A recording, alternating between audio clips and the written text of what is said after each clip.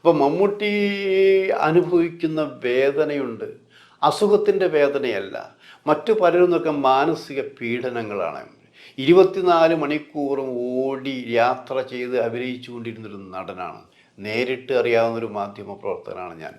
വിശ്രമിക്കാൻ സമയം വേണ്ട എന്ന് പറയുന്ന മമ്മൂട്ടി ഓരോ സിനിമയും ഓരോ പുതുമുഖ നടനായി മാത്രം പറഞ്ഞുകൊണ്ടാണ് മമ്മൂട്ടി ഓരോ സിനിമയും ചെയ്തിരുന്നത്. ഇപ്പോൾ ഒരു 3-4 മാസമായിട്ട് അത് അഭിനയിക്കുന്നില്ല. വിശ്രമത്തിലാണ്, ചിന്തയിലാണ്, വായനയിലാണ്, സിനിമ ഒക്കെ ചെയ്യുന്നുണ്ട്.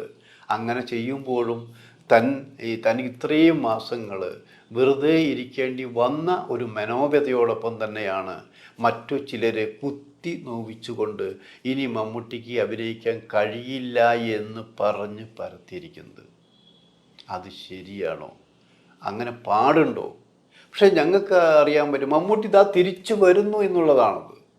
ഈ അനാവശ്യം പറഞ്ഞവരൊക്കെ അപ്പോൾ എന്തു ചെയ്യും? മമ്മൂട്ടി പുതിയ പ്രോജക്റ്റുകളുമായിട്ട് മമ്മൂട്ടി തിരിച്ചു വരാൻ പോകുന്നു.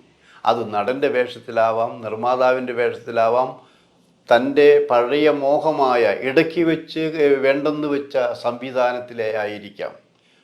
അങ്ങനെ പല വേഷങ്ങളിൽ മമ്മൂട്ടി സജീവമായിട്ട് വരാൻ പോകുന്നു എന്നുള്ള സത്യമാണ്.